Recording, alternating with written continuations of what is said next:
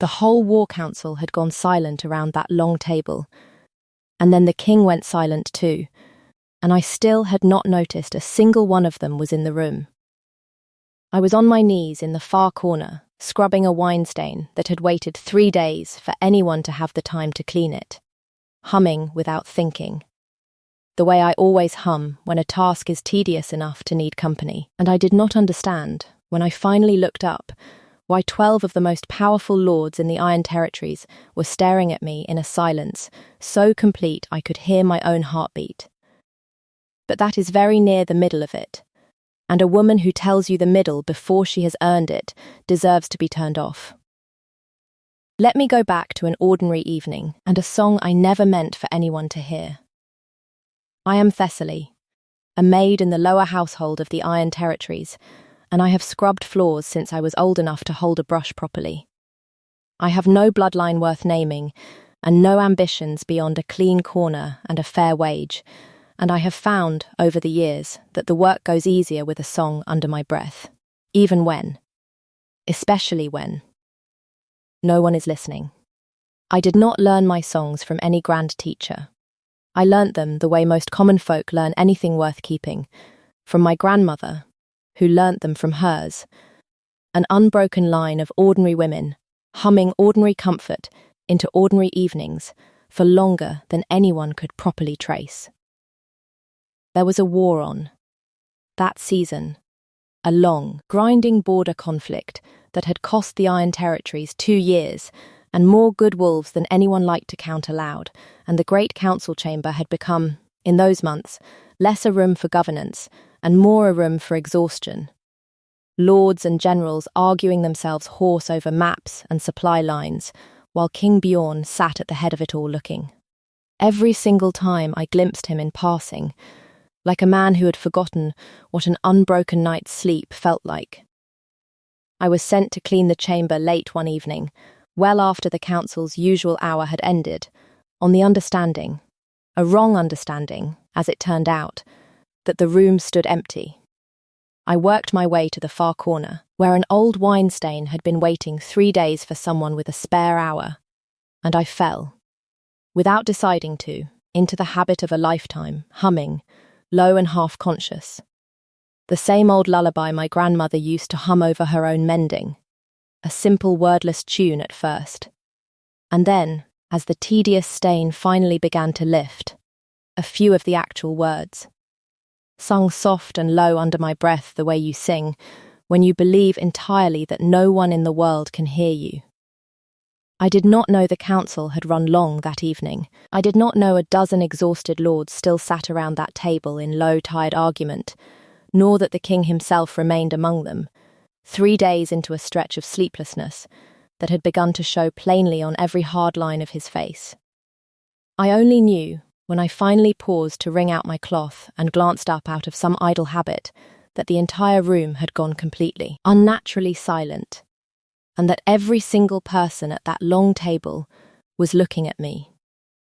If you want to know why an old lullaby stopped a war council cold, and why the king himself went quieter than any of them, then stay with me. Follow this one to the end. I believed, that whole evening, that I had simply embarrassed myself in front of my betters. I would learn, before the year was out, that I had done something else entirely, and that the truth of it had been buried for longer than I had been alive.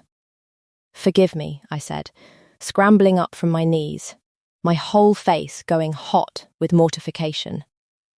I didn't know anyone was still. I'll come back another time. I'm so sorry. I didn't mean to disturb the council. Sing it again, the king said. I had never, in my whole life working in that household, heard King Bjorn address a servant directly, let alone with a request that made no sense at all in the middle of a war council. I looked at him, and I understood, from the particular stillness in his face, that something in the room had shifted in a way I did not yet understand, and had certainly never intended. Your Grace, I only hum while I work. It's nothing. I can go and let the council. Sing it again, he said, quieter this time, and there was something raw underneath the command that made every lord at that table go very carefully still. the way men go still around a king whose exhaustion has finally cracked something open that has been held shut a long while. Please. I did not know how to refuse a king asking please. I sang it, self-conscious and shaking, the same simple lullaby, low in that hushed chamber, and I watched King Bjorn's face do something I had never once seen a powerful man's face do in front of his own assembled lords. It broke, quietly, entirely, the exhaustion and the grief he had clearly been holding at bay, through 3 sleepless days finally overwhelming whatever composure had kept it contained, and he put his face briefly in his own hands, and the whole council watched their king weep at the sound of a scullery maid's song. And no one, not one lord in that entire chamber, dared say a single word about it. Where, he said, when he had gathered himself enough to speak. Did you learn that song? From my grandmother, I said, bewildered and mortified in equal measure. She learned it from hers. It's just an old lullaby, Your Grace. Common folk have sung it for as long as anyone remembers. I didn't think. My mother sang it to me, he said, very quietly, every single night, until the night she died. I have not heard another living soul sing it in 20 years. I did not think anyone outside our own family still knew it. I did not understand, that night, why a queen's private lullaby would be the same simple song my own grandmother had sung over her mending in a scullery kitchen. I would understand it eventually, and the understanding would cost more than either of us expected. The War Council dismissed itself in a stunned, careful silence shortly after, and I was excused with a courtesy I had never once received from that room, and I went back to my narrow servants' quarters that night entirely unable to explain to myself what had just happened. Only that I had accidentally broken something open in a king that an entire war had not managed to touch. He sought me out the following week, in the lower kitchens, with the same careful, faintly bewildered courtesy he had shown that first night, and he asked me, gently, whether I might sing the song again, in private, away from the council's eyes. I did. And he asked, after, about my grandmother and her grandmother before her, and the ordinary unbroken chain of common women who had passed that song down through however many generations, and I watched him listen the way I imagine a man listens when he is trying to solve a puzzle that matters far more than he is willing to say aloud. His wolf came to the kitchens with him, more often than not, and it would settle near me while I worked. Calm in a way I noticed the kitchen staff whispering about. Because a king's wolf, they said, did not ordinarily leave its master's side to lie warm and easy beside a scrubbing maid. I did not understand, in those early weeks, why the king's careful courtesy toward me kept deepening rather than fading the way I expected a strange, sleepless grief to fade once explained. I told myself it was simply gratitude, or curiosity, or the particular fondness a grieving man sometimes attaches to whatever accidentally comforted him in a low moment. I did not let myself imagine it might be anything more, because a scullery maid who imagines herself into a king's private affections is a scullery maid setting herself up for a very particular kind of humiliation, and I had watched it happen to other women in other households, and I had promised myself it would not happen to me. Lord Wistarn found me in the lower corridor around the 4th week, and I understood at once, from the particular careful warmth of his voice, exactly what shape of warning was coming. You have made quite an impression on the king, he said, examining me with an expression of polite, contained distaste. It is, in its way, a sweet story, a maid's simple song easing an exhausted man's grief. But I must caution you, out of genuine concern for your own safety as much as the crown's dignity, against reading too much into his continued attention. The king is a grieving man reaching, understandably, for whatever eased his mother's memory. It would be a grave misunderstanding, and a dangerous one, for a common maid to mistake that grief for genuine regard. His voice was warm, careful, and underneath it, plainly cold. The bloodlines of this court exist for a reason, my dear. A king's affections may wander in a low moment, but his crown does not, and cannot, follow. I would hate to see you humiliated, or worse, for believing otherwise. He left me with that, and it did precisely the work he intended, because it named the exact fear I had been carrying and refusing to examine directly. A grieving man's passing comfort. Of course. What else could I possibly be, to a king, but a common song that happened to ease a hard week? I resolved, that night, to stop singing for him entirely, to let the strange accidental closeness of the past month fade back into its proper distance before it could cost either of us anything. I have made resolutions like that before. I did not manage to keep this one any better than I ever managed the others, because Bjorn kept seeking me out regardless, and I found, against every careful resolve, that I did not actually want to be the one who ended it. The truth came out slowly, over the weeks that followed, in a way I did not expect, and could not have engineered if I had tried.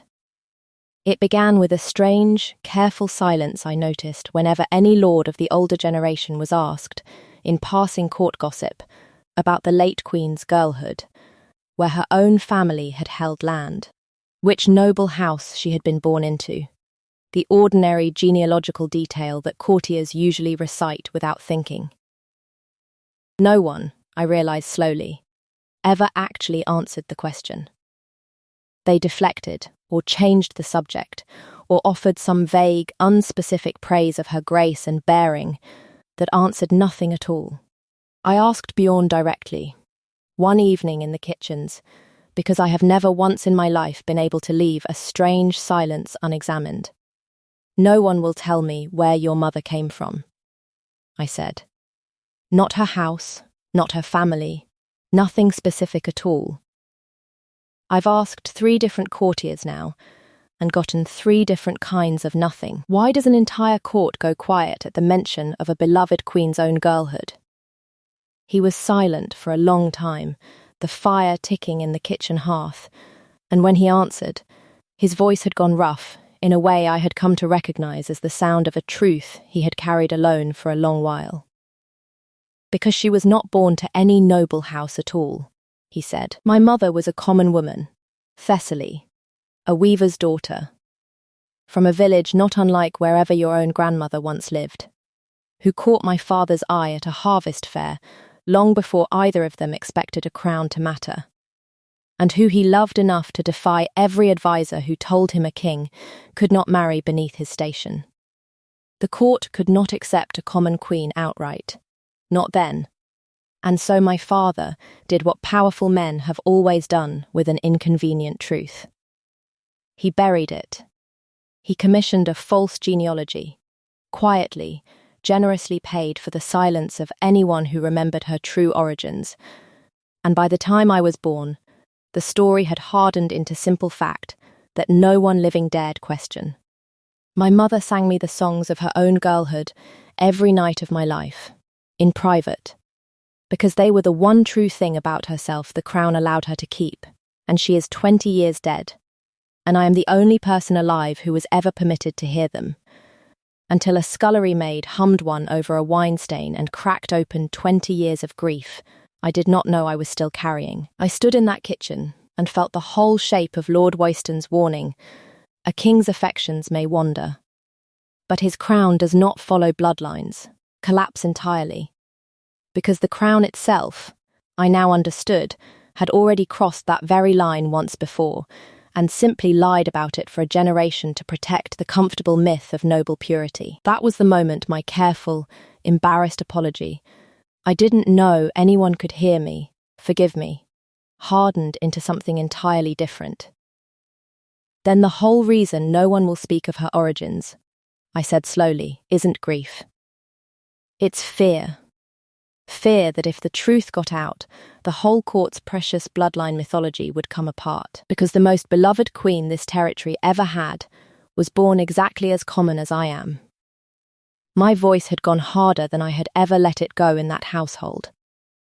I am done apologizing for a song that turns out to be the truest thing in this entire fortress.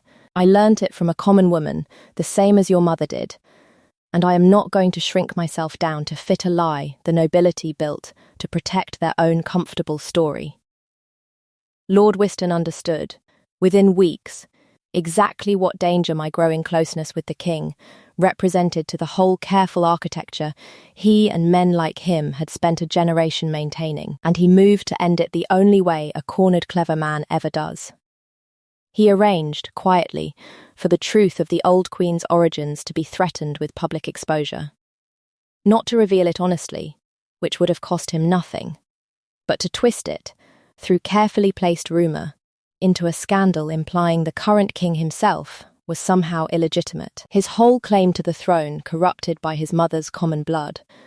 A lie built cleverly enough that unravelling it required exposing the true, buried history, which he calculated the king would never risk doing publicly to save a mere scullery maid from disgrace.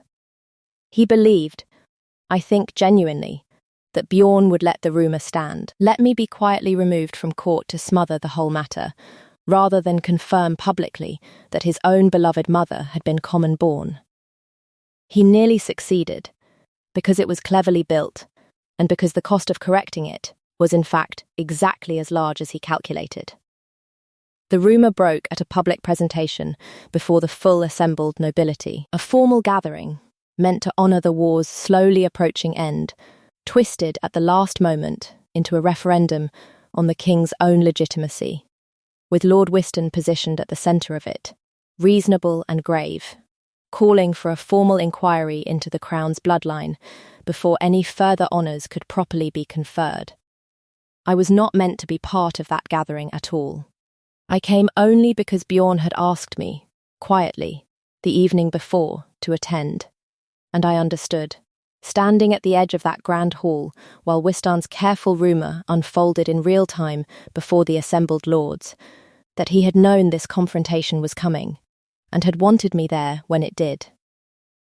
This inquiry is built on a lie about a lie, I said, before Bjorn could speak, because I have never once in my life been able to watch an unfair thing unfold in silence when I had the power to say something about it. Lord Whiston does not actually believe the king is illegitimate. He is counting on the king staying silent about the true history, rather than confirm, in front of all of you, that the late queen was common-born, because that truth would cost this court its whole comfortable myth of pure bloodlines far more than any invented scandal about legitimacy ever could.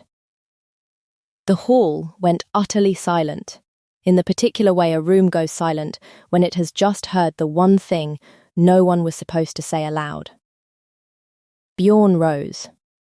He did not look at me with alarm, or panic, or the careful calculation of a man protecting a secret. He looked, instead, like a man finally setting down a weight he had carried alone for 20 years. "She is right," he said, and his voice filled that hall to the rafters. "My mother was born a weaver's daughter in a village most of you have never heard named. My father buried the truth to protect a court too fragile to accept a common queen. And I have carried that silence my whole life, because I believed, as he did, that this territory's stability depended on the lie. I no longer believe that. I believe it depended, instead, on this nobility's comfort, which is not the same thing at all." His eyes found mine. A scullery maid sang me my dead mother's lullaby over a wine stain, and in doing so reminded me that the greatest queen this territory ever had came from exactly the same common stock every lord in this hall has spent a generation pretending does not belong anywhere near this throne. I am done protecting that comfortable lie. Lord Whiston built his inquiry on the assumption that I would rather see an innocent woman disgraced than admit the truth about my own mother. He was wrong. The hall's certainty turned, all at once, the way weather turns, and Lord Whiston, exposed as having built his entire scandal on a calculated bet about what the king would rather hide, made one last desperate move. He called for guards to remove me from the hall before I could say anything further, claiming, wildly, that a common maid had no standing to speak at a formal inquiry and represented, by her mere presence, an insult to the assembled nobility. The guards hesitated, and in that hesitation, King Bjorn's wolf, which had been pacing with mounting agitation at the edge of the hall throughout the whole confrontation, finally crossed the full length of that chamber and placed itself squarely between me and the approaching guards. And it did not growl at them. It simply sat, immovable, the way a beast sits when it has decided, on its own authority, that a line has been drawn and will not be crossed. One of Wistan's own hired men, more desperate than careful, shoved past the wolf to reach me directly, and in the scramble that followed, I took a hard glancing blow across my shoulder, meant to drag me bodily from the hall, enough to split the skin and send me stumbling against the very table where the inquiry's false charges had been laid out. A real, immediate cost, the plain proof, in front of the whole assembled court, of exactly how far Lord Wistan's faction was willing to go to protect a lie. Bjorn reached me before the man could try again, and the strongest wolf alive put himself between me and the whole chamber, blood already showing at my shoulder, and something in him, watched by every lord who mattered in the Iron Territories, finally and entirely broke open. "Enough," he said, and it was the same word. I would realize later that another silenced king had once used to end another lie in another corridor, though I did not yet know that story. Lord Wistan built a scandal to protect a myth this court has clung to for a generation, and when the truth threatened that myth, his own men struck an innocent woman rather than let it be spoken plainly. Strip him of his seat on this council. Exile him from this court, and let it be recorded, from this day, that the crown of the Iron Territories was built, in truth, on the marriage of a king and a weaver's daughter, and that I am prouder of that truth than I have ever been of the lie my father asked me to protect in its place. Lord Wistan was removed from the hall within the hour, stripped of his seat and his standing, and the inquiry that had been meant to end my presence at court instead ended his. I am told he did not accept it gracefully. I did not need to watch it to be satisfied. Bjorn knelt beside me where I sat, my shoulder bleeding, in front of the whole recovering assembly, and took my wound carefully in his hands. "I have carried my mother's secret alone for 20 years, he said, believing it was the price of this crown's stability. You sang a song over a wine stain and reminded me, without meaning to, that the truth was never actually the danger. The lie was, stay, Thessaly. Not as a maid I am indulging in a low moment of grief. As the woman who gave me back the courage to stop protecting a myth that was never worth what it cost my own mother's memory. I sat in that hall with a bleeding shoulder and a king on his knees before me, and I did the only thing I have ever known how to do, which is tell the truth. I didn't know anyone was in that room, I said, and the whole recovering hall leaned in to hear the maid answer the king.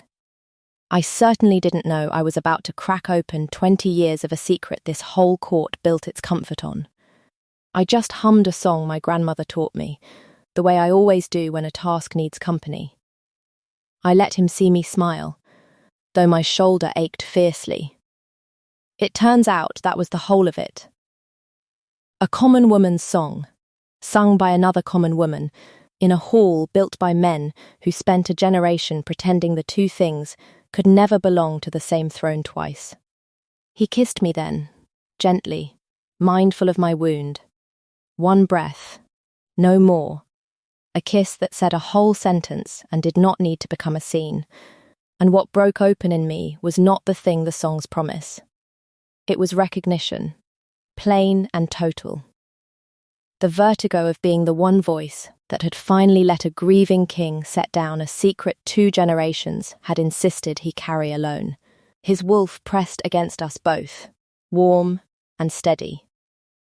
And the hall that had gathered to question a king's legitimacy watched instead the strongest wolf alive claim, at long last, the one woman whose ordinary song had proven, more thoroughly than any inquiry could, exactly what this crown had always secretly been built from.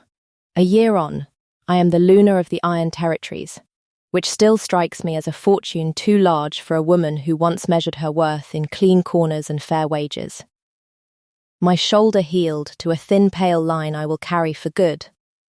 The cost of a lie 2 generations tried to protect, and I have never once been sorry for it. We sing the old lullaby openly now. In the great hall, at every gathering where the late queen is remembered, and I am told the common folk who visit court weep, every time, to hear a song their own grandmothers taught them sung without shame from a royal throne. Bjorn sleeps through the night again, most nights, and when the old grief does wake him, I hum the same tune I hummed over that wine stain a year ago, and it settles him the way it always has, plainly, honestly, without needing to be a secret anymore. A letter came last week from Lord Wystan's own former estate, now under new stewardship, inquiring whether the new Luna might consider more favourable terms for the district's wool trade, given the old unpleasantness. I had Rolf write the reply, since my hand for letters is poor from a life spent scrubbing instead of writing. I did not gloat. Gloating and grace wear the same coat, in my experience, and it is hard to tell them apart from a distance, easier up close, where you can see which one is smiling. I confirmed favourable terms gladly, and added that the district might find its trade improved further still now, that its lords no longer needed to spend quite so much energy protecting a myth that never actually held.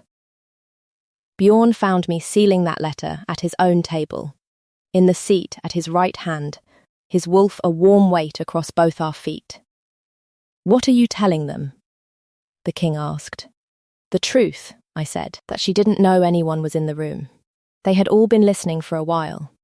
I hummed a few bars of the old lullaby, low, the way I always have, and watched him close his eyes at the sound the way he still does, every time. It turns out, the whole court had been listening for a generation, one way or another, to a truth nobody wanted to be the first to sing out loud. So before I let you go, tell me what you think, because I have turned it over for a year and I still cannot settle it fully. Do you believe his wolf recognized something true in that song the very first evening, some echo of the mother he lost calling him home through an ordinary maid's careless humming? Or do you think it was simply grief, starved for 20 years of its one true comfort, reaching for the first voice that happened to sing it back? Tell me your theory below. I have decided, in the end, that I am glad the truth finally got to be sung out loud either way. And if you want to stay with us, the lullaby sung openly now in the great hall, the district finally free of its old careful lie, whatever ordinary song still waits to crack open some other guarded silence. Comment the wolf, and follow along, because I have learned that the truest things in any kingdom are very often hiding in plain sound, waiting for someone who isn't afraid to hum them. Where are you listening from tonight? Come sit with me while I work. I promise, whoever taught you your own quiet songs, they are worth singing out loud.